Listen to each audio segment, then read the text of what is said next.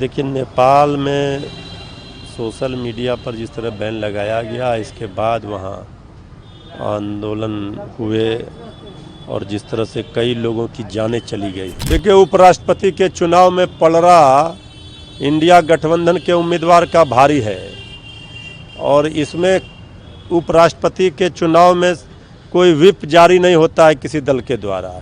अंतरात्मा की आवाज़ से सब वोट करेंगे। इंडिया गठबंधन के उम्मीदवार उपराष्ट्रपति बनेंगे, ये निश्चित है। एसआईआर पर लगातार श्री तेजस्वी यादव जी, इंडिया गठबंधन के सभी नेता सवाल खड़े कर रहे थे। माननीय न्यायालय में बार बार ये कहा गया था चुनाव आयोग को कि आधार कार्ड को भी स्वीकार किया जाए तो कोई आपत्ति नहीं होनी चाहिए, लेकिन इसके बावजूद चुनाव आयोग नहीं मान रहा था। नमस्कार, मैं हूं शालिनी सिंह और आप देख रहे हैं दर्श न्यूज। नेपाल में हाल ही में सोशल मीडिया पर लगाए गए प्रतिबंध को लेकर जबरदस्त विरोध देखने को मिला। खासकर जेनजी युवाओं के नेतृत्व में बड़े पैमाने पर प्रदर्शन शुरू हुए, जो धीरे धीरे हिंसक हो गए। पुलिस के साथ झड़पों में 19 लोगों की मौत हो गई और हालात बिगड़ते देख नेपाल सरकार को देर रात सोशल मीडिया बैन हटाना पड़ा। नेपाल के संचार, सूचना एवं प्रसारण मंत्री पृथ्वी सुब्बा सुरंग ने घोषणा की कि जनता की भावनाओं का सम्मान करते हुए ये फैसला वापस ले लिया गया है। अब इस पूरे घटनाक्रम को लेकर बिहार से भी प्रतिक्रियाएं आने लगी हैं। राजद प्रवक्ता मृत्युंजय तिवारी ने भी इस पर तीखी प्रतिक्रिया दिया है और कहा कि नेपाल में सोशल मीडिया बैन युवाओं के भावनाओं के साथ खिलवाड़ था। आज का युवा सिर्फ नेपाल का ही नहीं बल्कि बिहार और पूरे भारत का भी जागरूक है। इसी के साथ मृत्युंजय तिवारी ने भारत में हो रहे उपराष्ट्रपति चुनाव को लेकर भी बयान दिया है। उन्होंने कहा कि इंडिया गठबंधन के उम्मीदवार ही उपराष्ट्रपति बनेंगे और ये बिहार जैसे राज्यों में हो रहे बदलाव का नतीजा है, जहां जनता सच के साथ खड़ी है। साथ ही उन्होंने तेजस्वी यादव के साथ एसआईआर पर आए फैसलों को तेजस्वी यादव की बड़ी जीत बताते हुए क्या कुछ कहा, सुनिए। देखिए, नेपाल में सोशल मीडिया पर जिस तरह बैन लगाया गया, इसके बाद वहाँ आंदोलन हुए और जिस तरह से कई लोगों की जानें चली गई हैं, स्थिति चिंताजनक है, गंभीर है। नेपाल सरकार को इस पर करनी चाहिए पहल, संज्ञान लेना चाहिए और इस तरह से जनता की भावनाओं के साथ अगर खिलवाड़ होगा तो इसी तरह प्रतिकार होगा। इस पर नेपाल सरकार इस पर संज्ञान लेकर के स्थिति को नियंत्रण में, काबू में करेगी। आज वाइस प्रेसिडेंट का चुनाव, देखिए, उपराष्ट्रपति के चुनाव में पलड़ा इंडिया गठबंधन के उम्मीदवार का भारी है और इसमें उपराष्ट्रपति के चुनाव में कोई व्हिप जारी नहीं होता है किसी दल के द्वारा। अंतरात्मा की आवाज़ से सब वोट करेंगे। इंडिया गठबंधन के उम्मीदवार उपराष्ट्रपति बनेंगे, ये निश्चित है। 12वें डॉक्यूमेंट के रूप में आधार कार्ड को मैंडेट कर दिया गया है, लेकिन वो सिटीजनशिप के लिए मान्य नहीं है। देखिए, ये बहुत बड़ी जीत है। एसआईआर पर लगातार श्री तेजस्वी यादव जी, इंडिया गठबंधन के सभी नेता सवाल खड़े कर रहे थे। माननीय न्यायालय में बार बार ये कहा गया था चुनाव आयोग को कि आधार कार्ड को भी स्वीकार किया जाए तो कोई आपत्ति नहीं होनी चाहिए, लेकिन इसके बावजूद चुनाव आयोग नहीं मान रहा था।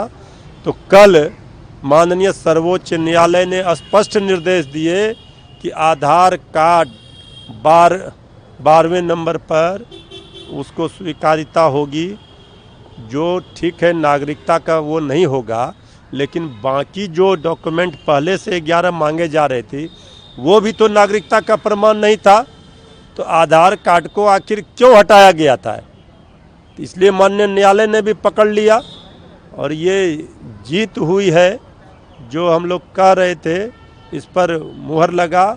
चुनाव आयोग की मंशा पर जो सवाल खड़े हो रहे हैं, यह स्पष्ट प्रतीत हो रहा था कि वोट चोरी की नीयत थी, इसीलिए ये सब गड़बड़ छाला किया जा रहा था। 25 सीट से ज़्यादा जेडीयू को आएगी तो राजनीति से संन्यास ले लेंगे, प्रधान की तरफ से। नहीं, देखिए, अब कौन क्या कह रहे हैं, नहीं कह रहे हैं, हम तो जानते हैं कि जनता जनार्दन लोकतंत्र में मालिक है।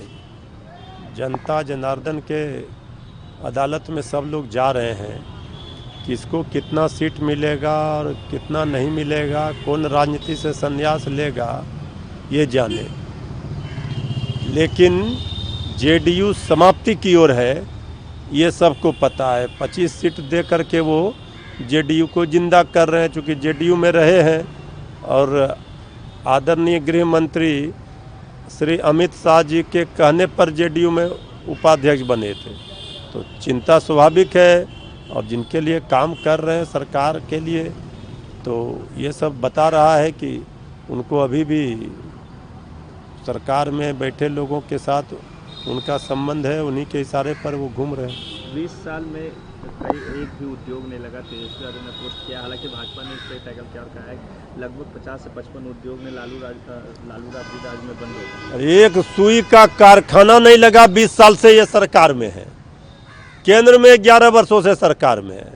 आदरणीय लालू जी थे तो रेल का चक्का का कारखाना हो, कई कारखाने मधेपुरा हो, छपरा हो, सब जगह खोले गए। लेकिन ये सरकार जो लंबी चौड़ी बात करती है डबल इंजन की, बिहार की एनडीए सरकार, इसको पहले जवाब देना होगा जो तेजस्वी जी ने सवाल किए हैं कि एक भी 20 वर्षों में कोई कल कारखाना उद्योग नहीं लगा। तो ये निकम्मी सरकार का क्या ज़रूरत है? अब तो इसका मतलब है कि ये सरकार से अब कुछ नहीं होने वाला है। 15 तारीख को पूर्णिया आ रहे हैं प्रधानमंत्री, 18 को अमित शाह यहाँ नए आदरणीय प्रधानमंत्री जी, आदरणीय गृह मंत्री जी पूरे केंद्र की सरकार को, जहाँ जहाँ भाजपा शासित राज्य हैं, सबके मुख्यमंत्रियों को, सरकार को अब यहीं कैंप करना चाहिए और यहीं से चलाना चाहिए पीएमओ ऑफिस और गृह विभाग। इससे कुछ नहीं मिलना है। इस बार बिहार है तैयार, बनाएगी तेजस्वी सरकार, हराएगी डबल इंजन की निकम्मी नकारा खटारा सरकार को हटाएगी। अब देखना ये होगा कि जैसे नेपाल में जनता की आवाज ने फैसला पलट दिया है, वैसे ही बिहार में भी सच और न्याय की आवाज कितनी दूर तक असर दिखा पाती है। आपकी क्या राय है, हमें जरूर बताएं। बने रहे हमारे साथ और देखते रहे दर्श न्यूज। बिहार की हर खबर सबसे पहले हमारे साथ।